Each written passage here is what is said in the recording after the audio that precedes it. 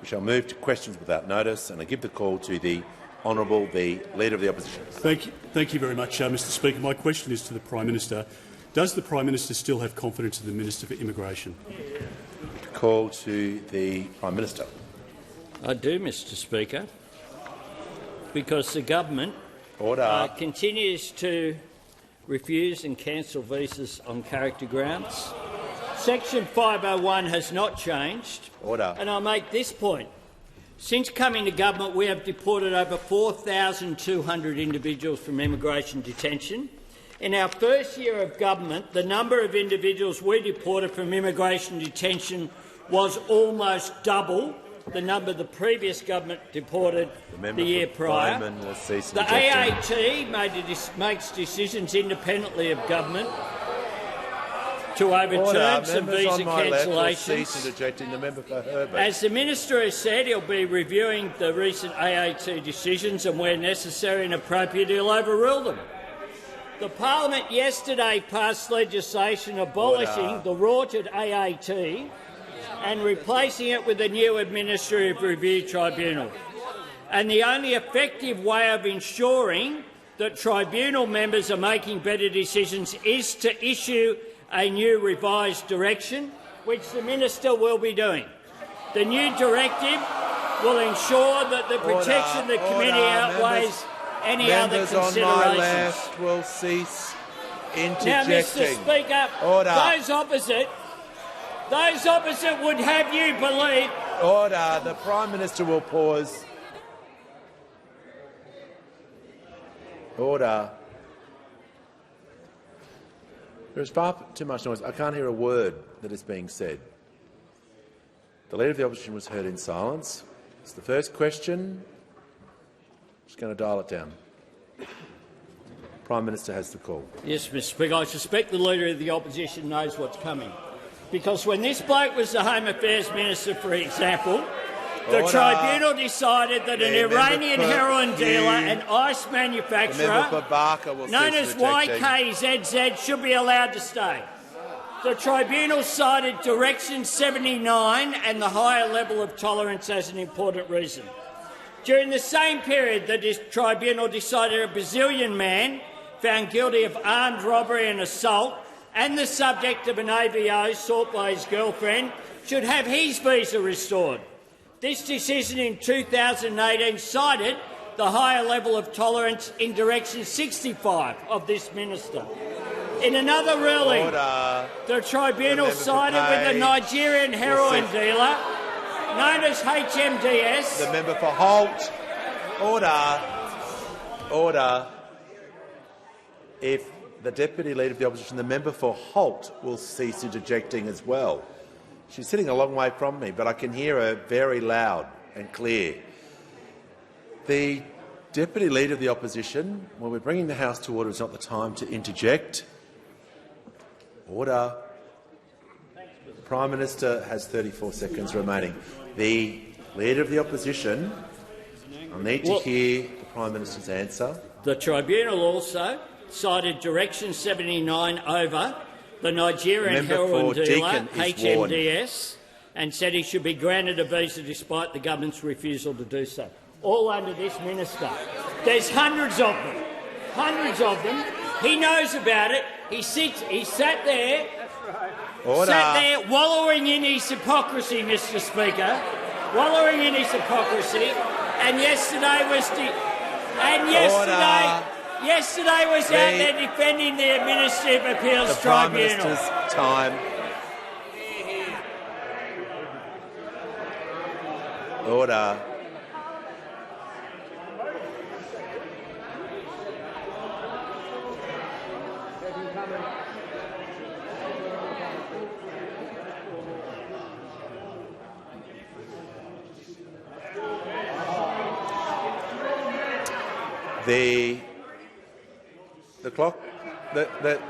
The clock's running. I assume people want to ask questions and hear the answers. When the House comes to order, Minister for Resources, when the House comes to order, we'll hear from the member for Solomon. Thanks, Speaker. My question is to the Minister for Veterans Affairs. What has the Albanese Labor government done to help fix the veterans' crisis that it inherited? Call to the Minister for Veterans Affairs and the Minister for Defence Personnel. Thank you, Speaker. I thank the member for Sullivan for his very important question, for his service to our Australian Defence Force and his work supporting the 5,500 veterans in his community.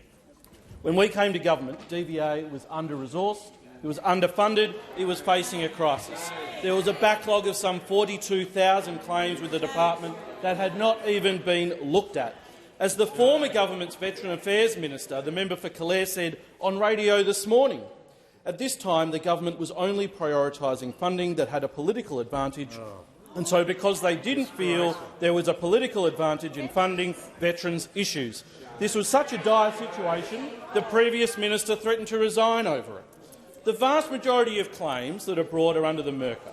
The first step is establishing initial liability.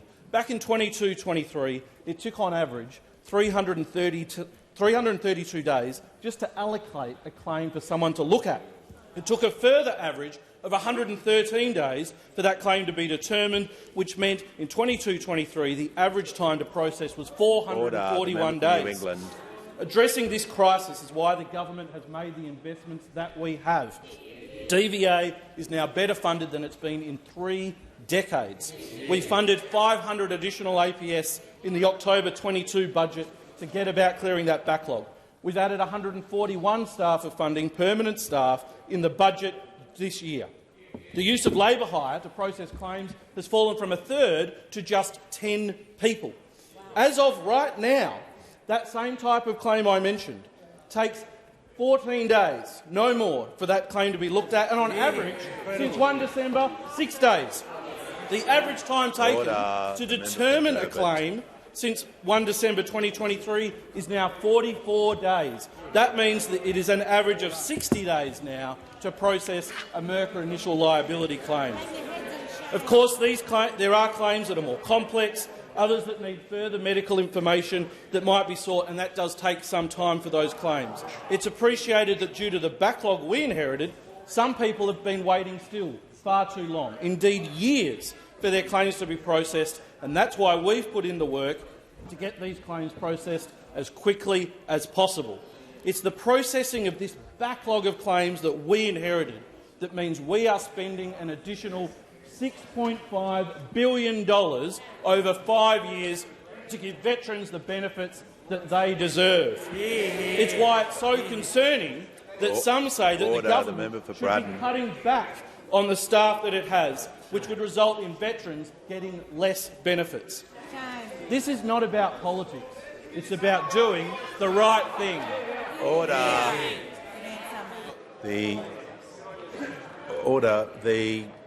member for Canning. I'd like to hear from the Deputy Leader of the Opposition. My question is to the Minister for Immigration. Chinese national MJVS's visa was cancelled following a conviction for possessing images and videos police described as at the most extreme end of child abuse material, including material depicting newborn babies. The Albanese Labor government's watering down of the law has allowed this criminal to stay in Australia, making our country less safe. When will the Albanese Labor government apologise for this catastrophic mistake and reverse Direction 99? Give the call to the Minister for Immigration, Citizenship and Multicultural Affairs. Thanks, Speaker. Time after time we get questions from members opposite, but one question remains unanswered. Order. The Leader of the Opposition is still yet to tell us why he, not a court, not a tribunal, his delegate released a detainee from detention who went on to allegedly commit a violent crime. When's he going to answer that question, Speaker? Now, this government continues to refuse and cancel visas on character grounds. I continue to cancel AAT set-asides. Section 501 has not changed, Speaker. Now, the Albanese government has always said that visa decisions need to be guided by 2 clear principles. Firstly, the protection of the Australian community, and secondly, common sense. Members on my left. A number of recent AAT decisions have not shown common sense, Speaker. And yesterday, the Parliament passed legislation to abolish the AAT and to replace it with a new administrative review tribunal. The Albanese government is delivering an accessible, sustainable, trusted and truly independent, Speaker, truly independent federal administrative review system that will serve the best interests of the Australian people. Ahead of the new ART commencing, I will be updating Ministerial Direction 99, as the Prime Minister has just said. Order. The new direction will ensure that all members of the ART will adopt a common-sense approach to visa decisions, consistent with the intent of Ministerial Direction 99. First and foremost, this means ensuring that the protection of the community outweighs other considerations. This has always been the Albanese government's highest priority.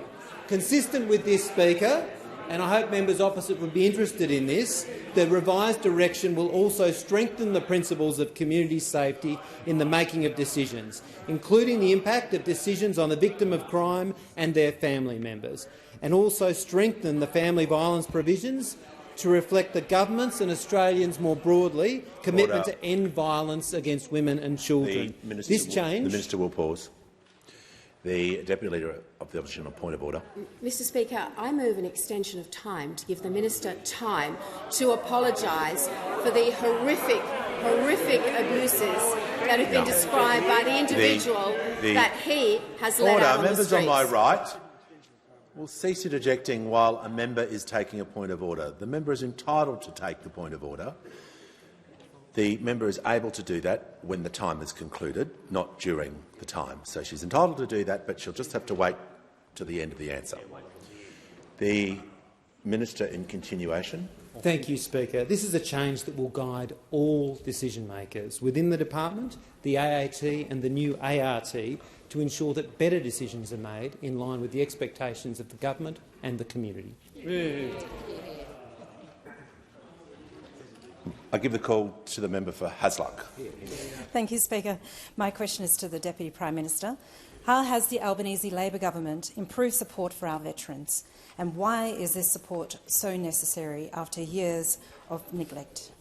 Give the call to the order. Members on my left, Member Fadden shouldn't be interjecting before I call. If this continues, people won't be warned. They'll just have to leave. It is a red line. No one is to interject before a minister, Prime Minister, is called. If they say something and you want to react, well, go for it. But until that happens, no one, including the member for Barker in particular, will not be interjecting. The Minister for Defence and the Deputy Prime Minister has the call. Can I thank the member for her question and acknowledge her service? On the 9th of February in 2021, former Prime Minister Morrison attended RAF Base Williamtown for a defence announcement. Now, for those opposite, the substance of that announcement was less important than the theatre, because we had Top Gun music, we had pageantry, we had hoopla. A year earlier, on the 4th of January, at the height of the Black Summer bushfires, those opposite produced an ad featuring the Australian Defence Force to raise money for the Liberal Party. Now, these two incidents characterise the essence of the Liberals, because as they see it, defence is all about politics, defence is all about them. Member for Moncrief. But while all of this was happening, our veterans, the men and women who have worn our nation's uniform, were suffering. While the Liberals were using defence for a political the Deputy fundraiser. Prime Minister will pause. No, before I deal with the member for Canning, I've got one issue to deal with, and then you'll get the call. The member for Deakin was on the warning on the first question. He's been continued to be interjecting through every answer. It's the same old story. He'll leave the chamber under 94A.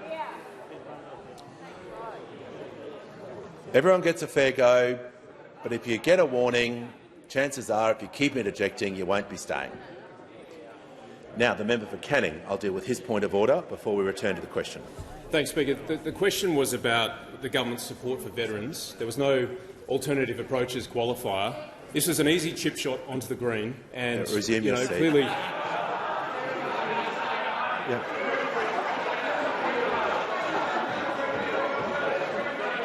Order. The member for Canning has raised his point of order. He's been heard in silence. I'll now hear from the Leader of the House on the point of order. Mr Speaker, the question referred to years of neglect, and years of neglect is exactly what the Defence Minister is going through. The Minister was asked about previous decisions, so I'm going to listen to his answer to make sure he's being relevant. He has the call. While the Liberals were using defence as a political fundraiser, the backlog in veterans' claims, that is, claims which no one had even looked at, was about 20,000. A year later, as the Top Gun music was playing, that number had risen to more than 30,000, and by the time those opposite leave government, that number stood at more than 40,000. This has been described as a stain on the former government, but the last Defence Minister in that government was the Leader of the Opposition, and the Shadow Minister was a minister in the broader portfolio. It is a stain on them as well. Now, since coming to government, from our very first budget, we've increased the number of public servants in the Department of Veterans Affairs by 1,000, so they can deal with this backlog and get entitlements flowing to our veterans, to the men and women who have served our nation. And as of today, that backlog is entirely cleared. Now, lest there be any confusion that this is a story about history, let's be completely clear. This is a story about right now. Because 13 days ago, when the Leader of the Opposition delivered his budget reply, the closest he came to a policy announcement was a commitment to cut public servants, a commitment which was backed in by the Shadow Minister the very next day, the same public servants who are seeing entitlements flow to our veterans. For those opposite, nothing has changed. They just see defence as a political opportunity. This government understands that at the heart of defence are the men and women who have and continue to serve us all by wearing our nation's uniform to keep Australians safe. Before I call the member for Kennedy, he will get the call. I'll just do some acknowledgements that are in the gallery.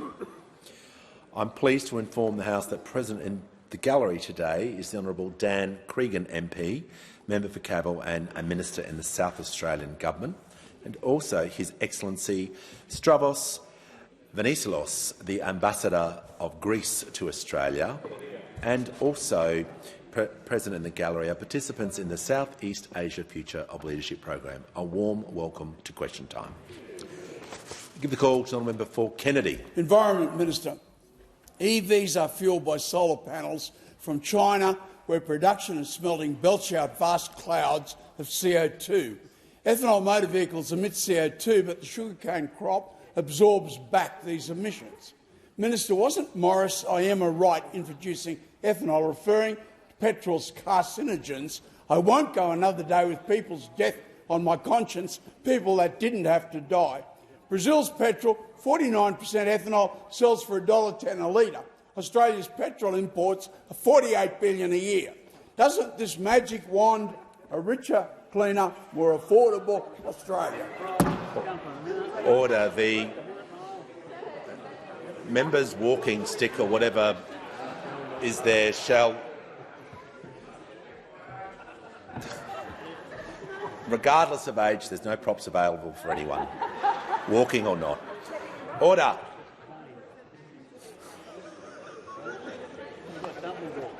The Minister for the Environment and Water has the call. Thank you, Mr Speaker, and I want to thank the member for Kennedy for his question. I understand the member for Kennedy is asking about air quality and the better air quality we would get with reduced carbon-based fuels. And the first thing I'd say to him is, of course, that's exactly why we've introduced the vehicle emission standards on this side and why people should support them. Of course, it's about cheaper, more efficient fuel use in vehicles, but it's also about better air quality. The second thing I'd say to the member for Kennedy is I know that one of his particular interests is not just the use of sugarcane for bioethanol production, but also the use of prickly woody weeds like prickly acacia. And there's a lot of work going on around the world about using woody weeds. The member for Kennedy is quite right. Actually, millions of hectares of the Mitchell grass plains covered in prickly acacia, which of course competes with other types of native grasses and plants, but also reduces the habitat that our native animals have to make their homes. They can't get through the prickly acacia. So he's spoken to me before about the potential use of these woody weeds as a source of bioethanol, and of course that's something very worth exploring. And the Minister for Infrastructure, Transport, the Minister for Climate Change and Energy are both very actively exploring opportunities for bioethanol and other biofuels. And indeed, the member for training is also supporting apprentices to upskill in the areas of biofuels, including ethanol. And so I'd say that our government is both working to reduce those woody weeds through my portfolio of the environment. We're spending millions of dollars dealing with problems like that prickly acacia, also like gamba grass. Gamba grass, huge problem right across the north of Australia. Again, competes with native species, reduces habitat for certain plants and animals, but also is a huge fire risk. We know that when gamba grass and other types of introduced grasses take off in places like Kakadu National Park, Litchfield National Park, they actually burn hotter than native vegetation. So the impact of fires is much worse when we've got those invasive species. So I certainly agree with the member for Kennedy that these are ideas worth exploring, and the Minister for Infrastructure, Transport, Regional Development and Local Government, the Minister for Climate Change and Energy, I'm sure would be happy to talk with him. One other thing I wanted to tell him was the CSIRO has recently been looking at microalgae as a source of bioethanol, and I know he is very interested in Asparagopsis seaweed and its introduction into feedstock for cattle, the potential to reduce methane emissions. Here's microalgae for fuel. Order. The Minister's time has concluded. Give a call to the member for Blair. Speaker, my question is to the Prime Minister. What was the state of veteran compensation claims when the Albanese Labor government took office? And what is the government doing to deliver on our nation's promise to veterans? Call to the Prime Minister. I thank the member for Blair for his question, and I know that the member for Blair is doing an extraordinary job, and I've attended, indeed, veterans events Members on my left. at Ipswich with the member for Blair in the past. Our government has invested record funding, so DVA is the best resource it's been in 3 decades.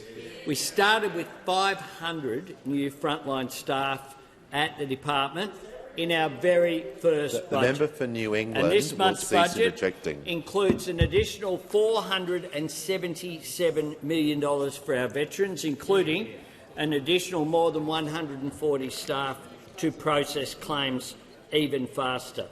Now, thanks to our investments and the hard work of these staff, we're clearing the claims backlog.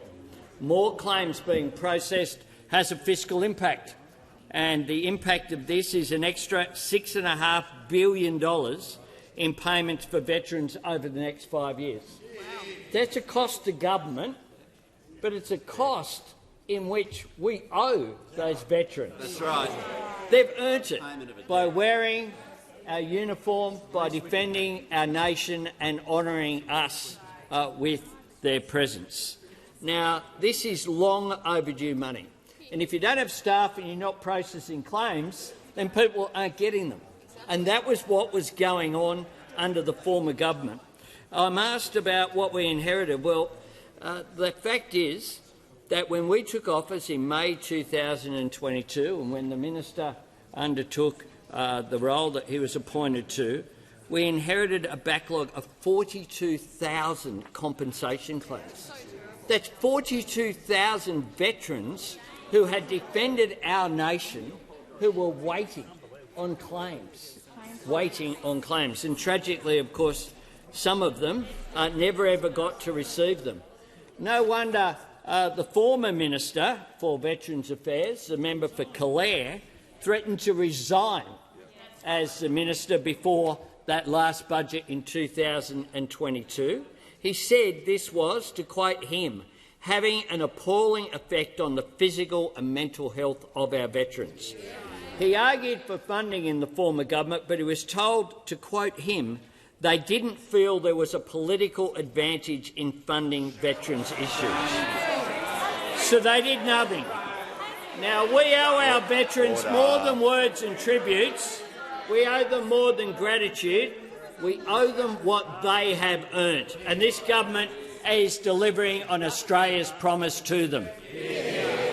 Call to the Honourable the Leader of the Nationals. Thank you, Mr Speaker. My question is to the Minister for Immigration. New Zealand citizen Troy Ollerman had his visa cancelled following convictions for serious assaults against women and children, including hitting a 3-year-old disabled toddler in the head. The Albanese Labor government's watering down of the law has allowed this criminal to stay in Australia, making our country less safe. When will the Albanese Labor government apologise for this catastrophic mistake and revoke Direction 99? The call to the Minister for Immigration, Citizenship and Multicultural Affairs. I thank you, Speaker, and I thank the Leader of the Nationals for his question. Of course, all of us here are concerned for the victims in these circumstances, and that is why, as the Prime Minister has said, and I've just outlined at some length, that we are introducing a new revised ministerial direction to ensure that the clear principles that we've held to for some time, protection of the community and common sense, are part of visa decision-making consistently, in particular at the AAT, where we have not been seeing common sense. I do note, Speaker, yesterday that members opposite had a chance to have a say about that. They chose to vote to keep the AAT. Order. The member for Herbert. Order. The Minister for Skills and Training will cease interjecting so I can hear from... Order. The member for Hume. The member for Hume. I'm trying to hear a question.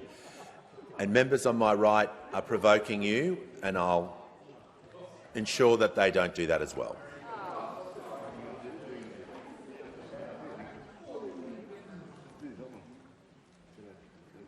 The member for Pearce has the call. Thank you, Mr Speaker. My question is to the Minister for Social Services. What support is the Albanese Labor government providing to veterans through the Social Security safety net? What approaches have been rejected? Thank you. Give a call to the Minister for Social Services. Thank you, Speaker. I'd like to thank the member for Pearce for the question. Of course, the Albanese Labor government is committed to supporting former defence personnel, veterans and their families. Now, in my portfolio, we are delivering targeted cost of living relief, including to veterans. Now, today I introduced a bill that will deliver an increase to the maximum rates of rent assistance by a further 10%. Now, this is our second consecutive increase and means that on the September 20, the maximum rates of rent assistance will have increased by 40% since this government was elected. Now, this support, of course, helps close to 1 million households, including 13,000 veterans and dependents. Now, our government has also announced we will freeze Social Security deeming rates for a further 12 months, so that part pensioners, including 96,000 service pension and income support recipients, can keep more of their payment. And of course, in the budget we've also announced a freeze on the price of PBS medicines for concession card holders, so that they will pay a maximum of $7.70 per script for the next 5 years, which will benefit, might be of interest to those on the other side, 330,000 veterans and dependents. Now, last year's budget, our government made a record investment in Medicare. We tripled the Veterans Access payment for those on a white card or a gold card, helping 290,000 veterans get better access to a GP. So our government's approach has been supporting veterans as well as people right around the country. Of course, this stands in stark contrast to those opposite. Now, just a few weeks ago, we had the member for Hume who signalled if he was Treasurer, there would be a question around whether indexation would flow to pensioners and veterans, as he vowed to cut so-called unrestrained spending. Well, I've got news for the member for Hume. Indexation is a critical part of ensuring pensioners and veterans' payments keep up with the cost of living. And it is insulting. It is insulting. It is insulting that he thinks that this indexation is so-called discretionary spending. Now, we all know that the coalition has formed. They cut pensions and payments when this Leader of the Opposition was in the Cabinet, including veterans' payments. Those opposite have done it before, they'll do it again. It is our government that stands up on the side of veterans, ensuring they get the support they need when they need it. Give the call to the honourable member for Wannon. My question is to the Minister for Immigration. Iranian national YVBM's visa was cancelled following domestic violence convictions, including for kicking his pregnant partner and threatening to, quote, hurt her so badly that she will not be able to walk again. Just seeing the member for Kooyong, I just want to hear the question and then I'll take the point of order. It's disorderly to interrupt someone during a question, but I'm not sure what the point of order is, but I'll get the member to start his question again because I lost exactly what he said, and start the clock again. My question is to the Minister for Immigration. Iranian national YVBM's visa was cancelled following domestic violence convictions, including for kicking his pregnant partner and threatening to, quote, hurt her so badly that she will not be able to walk again. The Albanese Labor government's watering down of the law has allowed this criminal to stay in Australia, making our country less safe. When will the Albanese Labor government apologise for this catastrophic mistake and revoke Direction 99? Before I call the minister, I'll hear from the member for Kooyong. Thank you, Speaker. Our point of order is rule number 100D1, which says that questions must not contain statements of fact unless they are strictly necessary to make the question intelligible. The opposition all week has provided us with unnecessary details of the country of origin and the alleged crimes of hate. Order. No, order. Members on my left will cease interjecting. The Attorney General, I don't know what is. I just want to hear the member for Kooyong, who is entitled, as every member is, to take a point of order. Same rules apply for everyone. They'll be shown with respect when they take a point of order, and I'll hear from the member for Kooyong. The parliament does not need to hear the details of the alleged or prosecuted crimes of these individuals in posing these questions. It's unparliamentary and it's dog whistling. I'll just hear from the Leader of the House and then I'll come back to the member for Wannon. Order. Mr Speaker, the member for Mitchell will cease interjecting. Just to raise a further point of order, because it has to be raised immediately, particularly when members of the crossbench raise points of order, there is a level of aggression and shouting led by the Leader of the Opposition it's quite different to what I just got then. The level of aggro that gets applied to members of the crossbench and the level of direct anger and aggression from the Leader of the Opposition is just out of control every time there's a point of order from the crossbench. They have a right to raise these points of order without that sort of aggression. I get the picture. Resume your seat. I'll deal with this issue and then I'll come straight to the manager or member Wannon. I want to be very clear with everyone. When someone is entitled to a point of order, whether it be the Deputy Leader of the Opposition, the Leader of the Opposition or any member of the House, they're going to be heard in silence. It's not commentary time, because that's the way question time and that's why the standing orders should operate. So moving forward, I've been pretty lenient in allowing points of order and to enable them to be heard, but the interjections, if it continues, people will not remain here for question time. So the member's raised her point of order, and I'll hear from the Manager of Opposition Business. To the point of order, Mr Speaker, firstly, every one of these fact situations certainly can be authenticated because they are taken from decisions of the Administrative Appeals Tribunal. And are they strictly necessary to make the question intelligible? Absolutely they are. In each case, we have seen appalling acts of violence, and this absolutely goes to the public policy question which needs to be determined here. I'll deal with the point of order. Order. Members on my right. I'll deal with the point of order that was raised by the honourable member for Kooyong with respect to Standing Order 100D1. This question didn't name anyone. It had a reference in it. So it is different to the others. I appreciate the point that you're making when names are issued, but there has been a long practice in the House, whether it be owners of businesses, whether it be community representatives. It's up to the member then to make sure they are accurate and verified. So the question will stand. In this particular case, he didn't mention anyone's name.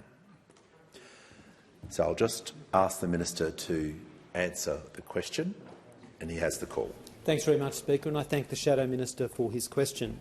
The government continues to cancel visas on character grounds, as appears to have been the case here, and I continue to cancel visas from AAT set-asides where appropriate. As I outlined and the Prime Minister articulated in answer to the first question, we are issuing a new ministerial direction that is revised, and that will be focused on the question was the minister. Order. The minister is about 15 seconds in, so it would be very difficult to take a point of order on relevance when he is talking about the decision that he was asked about. But that means once you take a point of order on relevance, it's only once under the standing order. The minister will be able to respond without interruption. Yeah.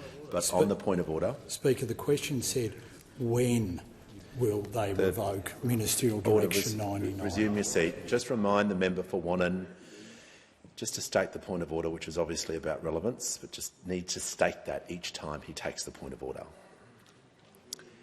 So, as I said, 15 seconds. I don't know if he's going to answer for the remainder, but that point of order of relevance has been taken now. So, the minister is going to be heard in silence for the remainder of the answer. The minister has the call.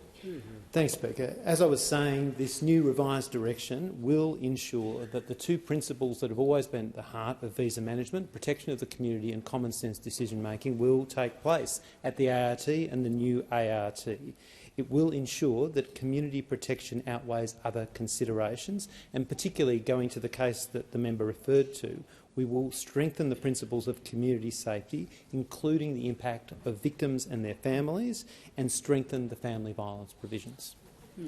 Give the court order. When the House comes to order, we'll hear from the member for Spence. Thank you, Mr Speaker. My question is to the Treasurer.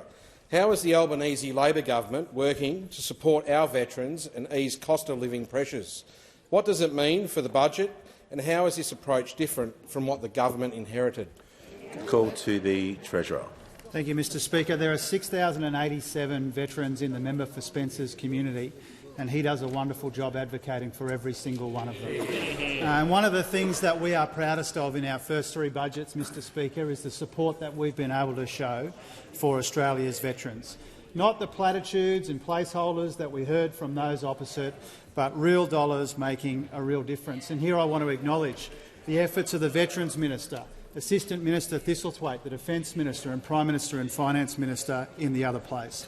All of us on this side of the House respect and recognise the service and sacrifice of our men and women in uniform, and we take seriously our responsibilities to them after they leave the military. And when we came to office, there was a backlog of 42,000 claims. These weren't just abstract numbers on a spreadsheet, but they were real people with real families who have made and continue to make a real contribution to our country. Now, those opposite should be ashamed of themselves for leaving those veterans hanging for so long. We were determined to clean up the mess when we came to office, with $230 million in our first budget for staff to process the claims, and now another $477 million in this budget to fix the system as well. Order. And because of our efforts, an extra $6.5 billion will flow into the pockets of our veterans who deserve every single cent of our support, Mr Speaker. Now, the Shadow Treasurer thinks this is overspending, but we don't. Those opposite diminish the efforts of the public servants who are working around the clock to get this money to the veterans who deserve it, Mr Speaker. Order. Now, support for veterans is part of our efforts in the budget to help with the cost of living, and today's inflation numbers show why that's so important. As I said yesterday, the monthly inflation figures are more volatile. They don't compare the same goods and services, and that's why they bounce around. This month, petrol, private health and international travel were some of the biggest influences. Our expectations for inflation and our forecast aren't changed by today's data, Mr Speaker. Now, electricity prices were up 4.2%, but it would have been 13.9% were it not for the rebates that those opposite voted against when they voted for even higher inflation. When we came to office, inflation had a 6 in front of it, Mr Speaker, and now it has a 3 in front of it. It has moderated overall, but we need it to moderate further and faster, and that's why the budget had such a big focus on fighting inflation and easing cost of living pressures, and our support for our veterans is a really important part of those efforts. Give a call to the honourable member for Wannon. Thanks, Speaker. Can the Minister for Immigration, my question is to the Minister for Immigration, can the Minister for Immigration confirm of the 153 hardened criminals that were released into the community, at least 2 of the murderers are in the community without electronic monitoring? And if we know it's at least 2, what is the number of murderers out in the community without electronic monitoring? Order. The Minister for Home Affairs and Cybersecurity is warned. Order. Minister for Immigration, Citizenship and Multicultural Affairs has the call. Thanks very much, Speaker, and I thank the Shadow Minister for his question. And I do say that it was the Leader of the Opposition sitting there that let someone out of immigration detention. His delegate gave that person a visa with no monitoring, no reporting obligations, and that person went on allegedly to commit a crime, and he doesn't seem interested in talking about it. Now, because he and the Shadow Minister are always playing politics. Now, this group of people are being constantly monitored. As the ABF have advised, the location of every individual is known. The decisions that are made by delegates are informed by the work of the Community Protection Board, which is comprised by a range of expert people with deep experience in these areas who consider each case on its merits as the law requires. The Minister concluded his answer. Order. The member for Newcastle has the call. Thank you, Speaker. My questions to the Minister for Energy and Climate Change. How will the Albanese Labor government's plans for a future made in Australia invest in the jobs, industries and opportunities of the future in the energy sector? And what energy policies has the government ruled out and why? The call to the Minister for Climate Change and Energy. Well, thank you very much, Mr Speaker. I thank my honourable friend for the question. She's a passionate advocate for new energy jobs in the regions, and the member for Newcastle and her Hunter colleagues know the opportunities that this policy provides for Australia, because they are living those opportunities, Mr Speaker. They're living them. Like at the Liddell Power Station, where the Australian company SunDrive has announced their plans to open a manufacturing facility in response to our Future Made in Australia policy, which will employ more people at that site than were ever employed at the Liddell Power Station. Mr Speaker, they are the opportunities that we are seizing on the nation's behalf of the Albanese government. And last week I had the opportunity to see more of those opportunities. In Adelaide, for example, at 5B and Tindo, 2 great Australian solar companies that will be expanding and creating jobs in response to our solar sunshine policy, Mr Speaker, announced in the budget. And in Gladstone, where I could see the hydrogen opportunities. Of course, Gladstone is a green hydrogen hub under this government, as are Whyalla and Bell Bay and other sites around the country. These are the opportunities that our regions have, and we make no apologies, Mr Speaker, for concentrating on those regions going through economic change, where coal-fired power stations will close, for example. And the honourable member asked me what policies we'll reject. Order. Now, I've heard rumours about a policy. The Minister will pause. The member for New England has been completely animated right throughout question time. He's been here in the parliament for almost 20 years. He's going to cease interjecting for the remainder of question time. He's now on a warning. I know he's never been thrown out of Parliament before. But order, members on my left. Order. No, it's not a competition. So the member for New England is going to remain silent for the remainder of question time. The Minister for Climate Change and Energy has the call. Mr Speaker, I'm asked what policies we reject, and I have heard rumours of an alternative policy, but I'm yet to see any alternative policy. But the rumours of an alternative policy are nuclear power plants in areas where there's coal-fired power stations. Now, the Leader of the Opposition hasn't been within 100 kilometres of any coal-fired power plant since he became Leader of the Opposition, so he hasn't really been engaging in good consultation. But we saw last week a report which underlines why we reject this policy. That was the GenCost report by the CSIRO, which showed again that nuclear power plants are expensive and slow to build. And those opposite were falling over themselves to discredit the CSIRO, led by the member for New England, Mr Speaker, who explained in his normal methodical manner, calm manner, that you can't trust the CSIRO because they're Australian, Mr Speaker. Now, that got me thinking. CSIRO started GenCost in 2018 when they were in office, and they have consistently shown that nuclear is the most expensive form of energy, including while they were in office. So that got me thinking, I wonder what the member for New England thought about it when they were in government. Well, he was asked by David Spears, is nuclear under consideration? He said, it's not. It's been ruled out by reason of cost. David Spears went on and said, you're in government, you're no less than the Deputy Prime Minister, why don't you give it a push? He said, because the cost is too high, Mr Speaker. Because the cost is too high. I wonder what's changed. Mr Speaker. Sometimes, Mr Speaker, in politics you can overlearn a lesson, you can overcorrect. We were very critical of the then government for having 22 energy policies. We thought 22 was too many. But we didn't mean have zero. One is the sweet spot. Have an energy policy. If the Leader of the Opposition was any good, he could release an energy policy. He could at least be up to that. Has concluded. Give the call to the honourable member for Calare. Thank you, Speaker. To the Minister for Social Services. The Orange Seniors Village Hub provides support, education and community for many, many seniors in Orange, New South Wales. Yet funding for the Village Hub program has been cut, with no support for it in the recent budget. This has devastated our seniors. Orange City Council has confirmed that the alternative funding your department has suggested does not cover seniors and will not support the Orange Seniors Village Hub. Will you restore funding to the Orange Seniors Village Hub and support seniors in Orange and across our region? Give the call to the Minister for Social Services. Thank you, Speaker, and I'd like to thank the member for his question. The Albanese government is supporting older Australians and delivering cost-of-living relief to every Australian. I do recognise the important work that organisations like the Orange City Council undertake in local communities across Australia through the programs and services they deliver. The Seniors Connected program, which funded the Seniors Village Hubs, was always scheduled to cease under those opposite on the 30th of June 2024. Now, in saying that, the Albanese Labor government is looking at ways we can support Australians to stay connected to their family and friends and to confidently and safely use the internet and other digital technologies.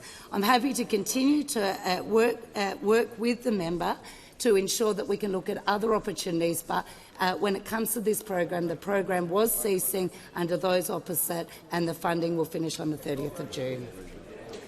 Give the call to the honourable member for Corangamite. Thank you, Speaker. My question is to the Minister for the Environment and Water. How many renewable energy projects has the Albanese Labor government signed off on? And what has been the response to these projects? And what proposals has the government rejected? The call to the Minister for the Environment and Water. Thank you, Mr Speaker, and I want to thank the member for Corangamite, who I know is a huge supporter of renewable energy, including great projects like the Million Household Battery in Victoria, which will be one of the largest batteries in the world, one of the largest battery projects. Of course, as a government, we are absolutely committed to net zero and to Australia doing its share to help the globe get to net zero. And that means that we've set an 82% renewable energy target. It is ambitious, but we are working day and night to get there. And that means that so far, since coming to government, we've ticked off 47 renewable energy projects. That is enough to power 3 million homes. And the good news is I've got another 136 renewable energy projects in the pipeline in front of me. What's exciting about this is we have managed to speed up the approval of onshore wind projects, for example. We're doing them 3 times faster than they were done under those opposite. And if you look at our total approvals across all types of projects, we've actually doubled on-time approvals since coming to government. And importantly, we have done it without compromising environmental standards. Now, we've approved terrific projects like the Punches Creek Solar Farm, enough to power 300,000 homes in Queensland, or the Yanco Delta Wind Farm, enough to power 700,000 homes in New South Wales. We're investing through the $22.7 billion Future Made in Australia plan, close to $9 billion for green hydrogen, close to $500 million for batteries, about $1 billion for solar panels, and very importantly, support for critical minerals, because we know that critical minerals are absolutely essential in the transition to a net zero economy. What's the difference? Those opposite had 10 years and they were told that 24 coal-fired power stations were closing, and they did nothing to actually replace that generation capacity. And now they've come up with a $387 billion nuclear fantasy.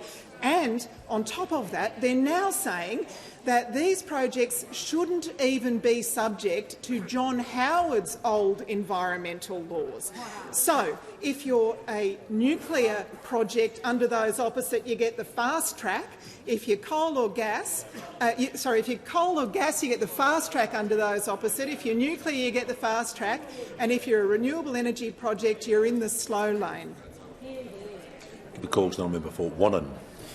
Thanks, Speaker. My question is to the Minister for Immigration. Didn't the minister mislead the parliament when he said each of the 153 hardened criminals would be continually monitored, given that evidence in Senate estimates advises that 26 sex offenders, including child sex offenders, no longer have electronic monitoring? Order. Members on my right will cease interjecting. Order. The member for Herbert is warned.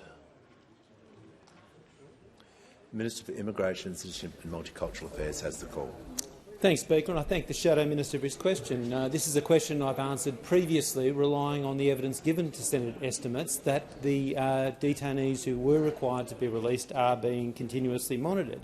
But in relation to the last aspect of this question, I am deeply concerned by reports just in the Sydney Morning Herald that refer to 102 convicted sex offenders released into the community when the Leader of the Opposition was responsible, and 64 child sex offenders, not by order of a court or tribunal, released by his delegates. Order. Members on my right, the Minister for Regional Development will cease interjecting. The member for Wannon on point of order. Thanks, Speaker, and it's on relevance. The question was very, very direct.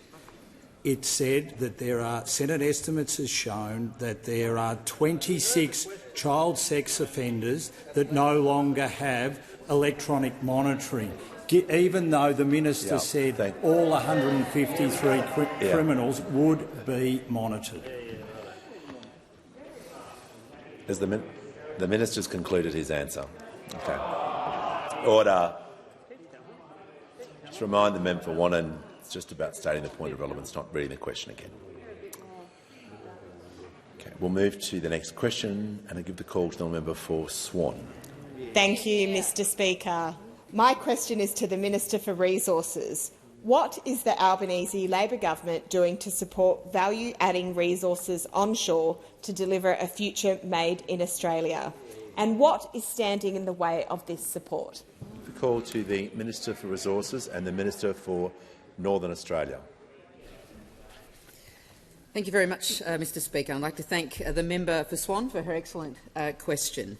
The Albanese government is absolutely determined to deliver a future made in Australia, and part of that future is the critical minerals processing industry. Make no mistake, the budget delivered by the Treasurer is the most significant budget for the future of the resources sector in this country in a generation.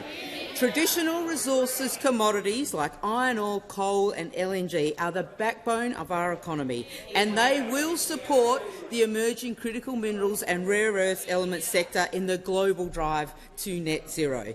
The $17 billion production tax incentive will drive critical minerals processing and value-adding in Australia. It is a serious and measured down payment on Australia, taking up our responsibility to lead on critical minerals globally. And I might say it has drawn some pretty special comments from those opposite. The Shadow Treasurer has likened the production tax incentive to giving $1 to every cafe owner for every coffee they produce. Well, I've got to say, I have a lot of respect for the baristas in this country, great small businesses, and they are vital to national productivity. But I reckon producing lithium hydroxide or vanadium pentoxide or nickel sulphate is a little bit more complex than producing a latte. And indeed, the Shadow Treasurer has missed the point entirely that a production tax incentive for processed critical minerals is a zero-risk approach for Australia. If companies don't produce a value-added product, they don't receive a tax credit. But if they do add value to products in Australia, it means that they have grown our sovereign capability, they have attracted investment, they have contributed to diversified supply chains, they have contributed to value-adding onshore, and they have grown new jobs. All this in regions and industrial centres right across the country. But what does the Coalition say to all that? Well, absolutely not. We won't have any of that. What does industry say? Well, Rob Scott from Wesfarmers Chemicals and Fertilisers has said this is smart, targeted use of the tax system to solve big problems, leverage our competitive advantage and enhance Australia's prosperity. What have other leaders said? We will support this measure. Who was that? That was Libby Medham, the leader of the WA Liberals.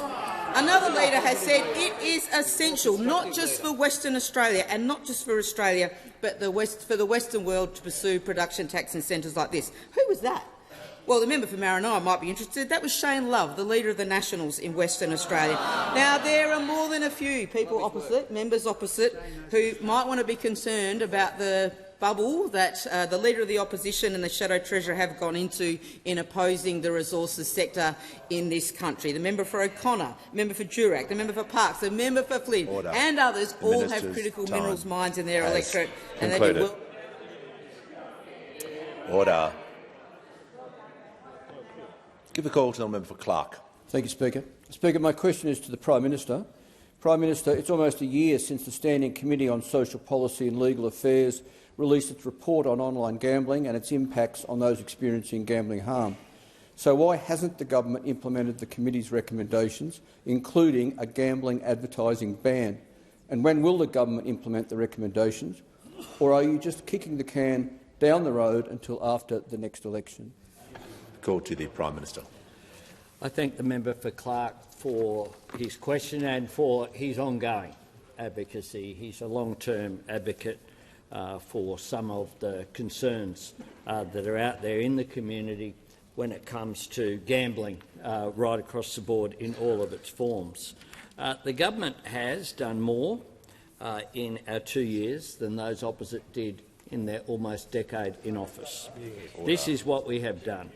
We've launched BetStop, the National Self-Exclusion Register. We've mandated customer pre-verification for all new online wagering accounts to prevent children from gambling and strengthen protections for Australians who have registered for BetStop.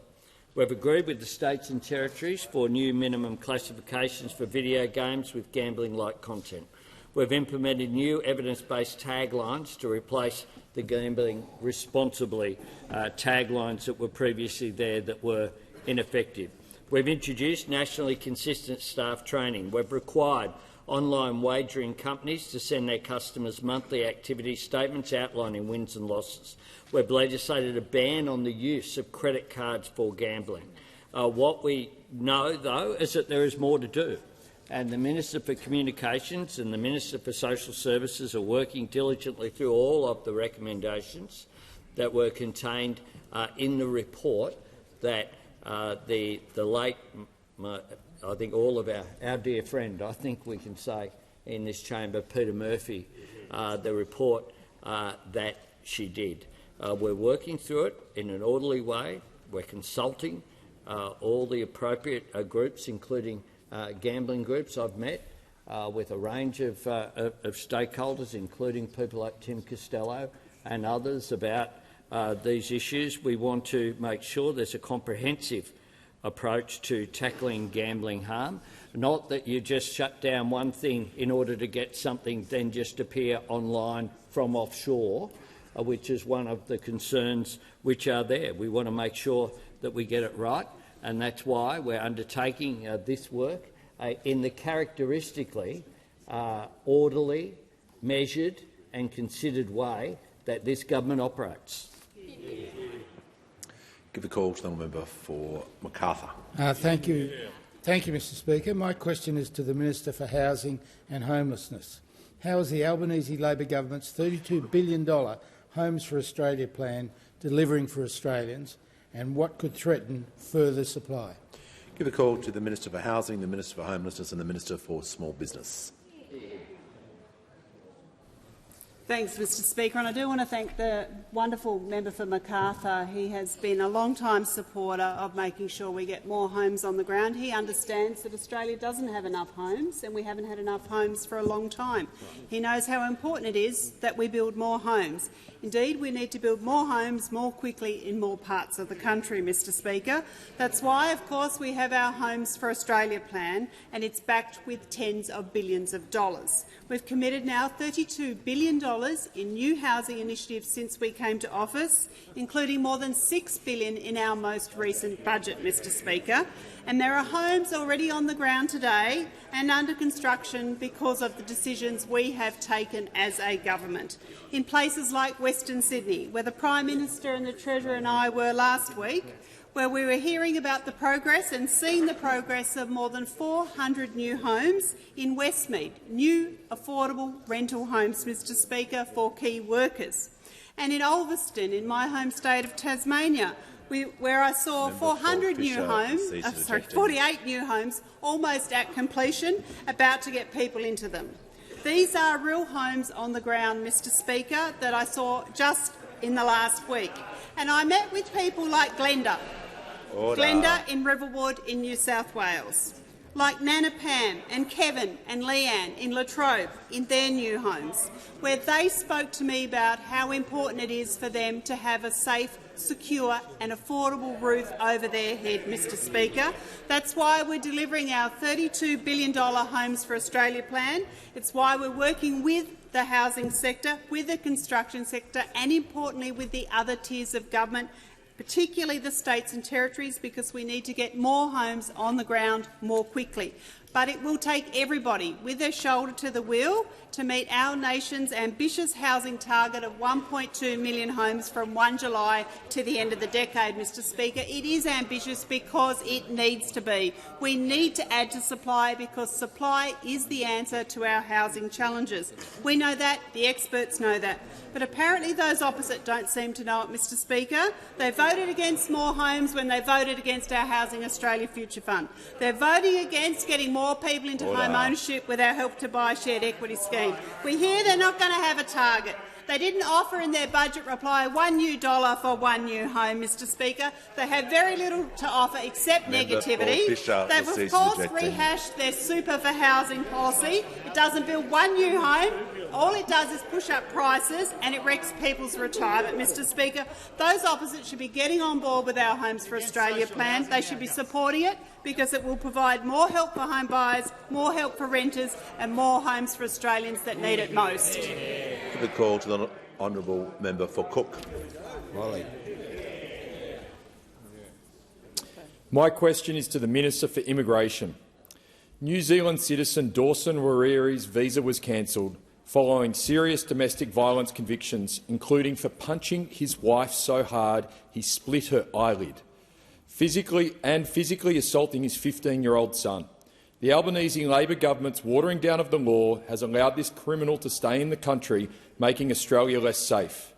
When will the Albanese Labor government apologise for this catastrophic mistake and revoke Direction 99? Call to the Minister for Immigration, Multicultural and Citizenship. Thanks, Speaker, and I thank the member for Cook for his question.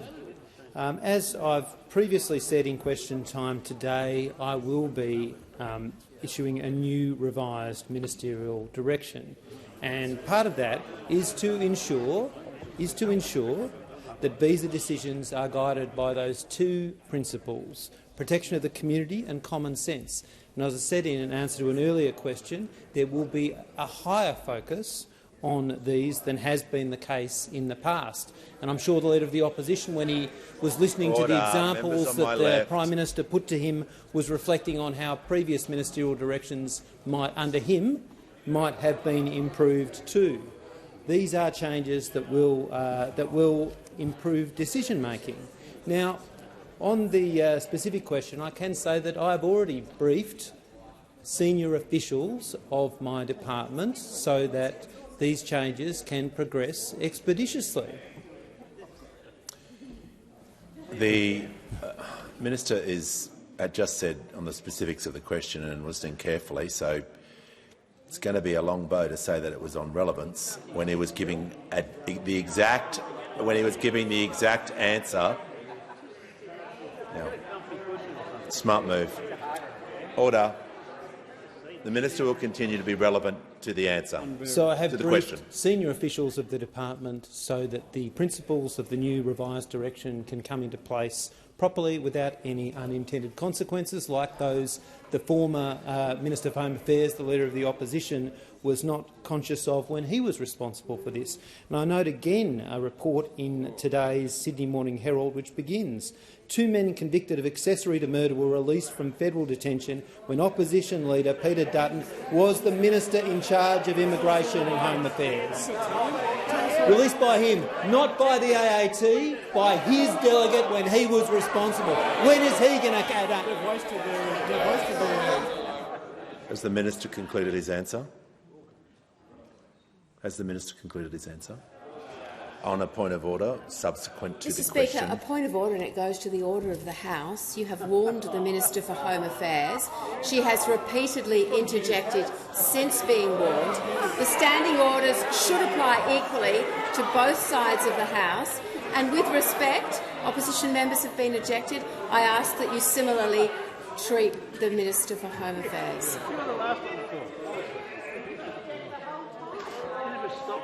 Order. Well, if that was the case, every time I warned someone if they interjected, we wouldn't virtually have anyone here, including the member for New England, who I was specific about. You're not in trouble. You're fine. And I didn't hear, because there was too much noise of interjection, but just if people are on warnings, trust me, if I hear you and interject, you won't be here, no matter which side of the chamber or wherever you're sitting in the chamber. I'm very lenient when it comes to people getting to warnings, but once you're on a warning, I thank the Deputy Leader for reminding the House and assisting my job to remind people that if you're on a warning, don't interject. Give the call to the honourable member for Cunningham. Thank you, Speaker. My question is to the Minister for Infrastructure, Transport, Regional Development and Local Government. How will the Albanese Labor government's Future Made in Australia deliver new jobs to regional Australia? And what approaches has the government rejected? The Minister for Infrastructure, Transport, Regional Development and Local Government has the call. Can I thank the member for Cunningham for the question and her strong representation of the people of beautiful Wollongong and her advocacy for projects like the Mount Ousley interchange, which she's been a champion of. People in Wollongong and all of our regions know that our Future Made in Australia policy will be a boon for the regions. Under our Future Made in Australia policy, one of the priority initiatives outlined in the budget was the development of an Australian low-carbon liquid fuel industry. This will help hard-to-abate transport sectors like aviation and heavy haulage to reduce their emissions while creating new jobs and opportunities in the country. There is money for innovation, certification and shortly we'll be consulting on options to introduce a production incentive to kick-start local manufacturing of fuel, including the supply of Australian feedstock like canola and sugarcane waste. Currently, over 60% of canola exported to Europe is used to produce biofuels, and 400 kilotonnes of tallow exported to Europe, the same that we then import back in at some cost for these industries. We can do this here, and our industry agrees.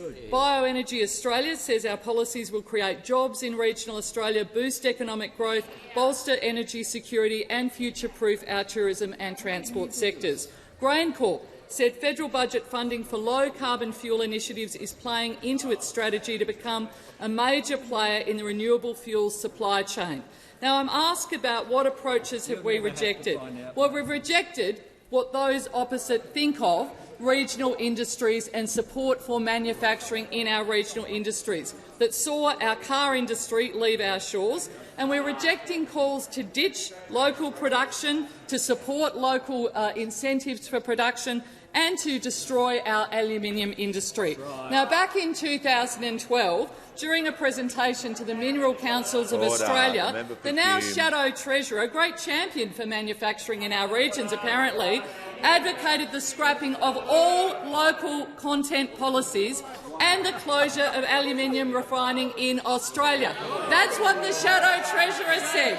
This is an industry that employs 3,500 Australians and in 2023 exported 1.5 million tonnes of aluminium worth $5.2 billion to our economy.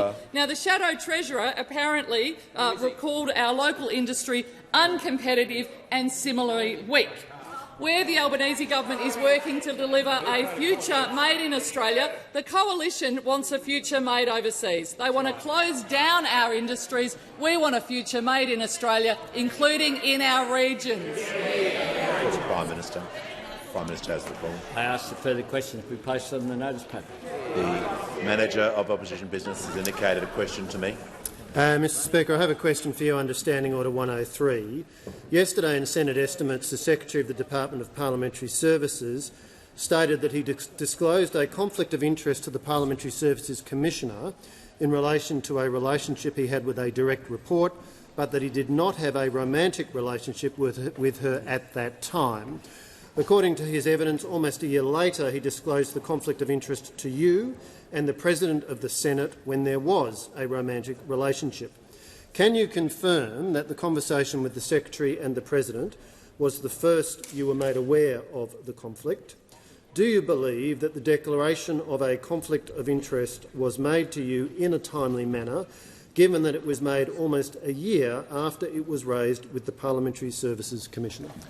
I thank the Manager of Opposition Business. The Secretary raised a conflict with me as part of his declarations. 2 days later, I met with the Secretary for further investigation, and I understand these questions were raised at Senate estimates yesterday. I can advise the House, both the President of the Senate and myself have sought advice from the Australian Public Service Commissioner on the matters that the member has raised, and the Commissioner was satisfied and gave advice to us that all processes were followed. I present the Auditor-General's Performance Audit Report No. 31 of 2023-24 entitled Design of the Growing Regions Program, Department of Infrastructure, Transport, Regional Development, Communications and the Arts, Department of Industry, Science and Resources. I call the Leader of the House with papers. Thanks, Speaker. This document is tabled in accordance with the list circulated to honourable members earlier today. Full details of the documents will be recorded in the votes and proceedings.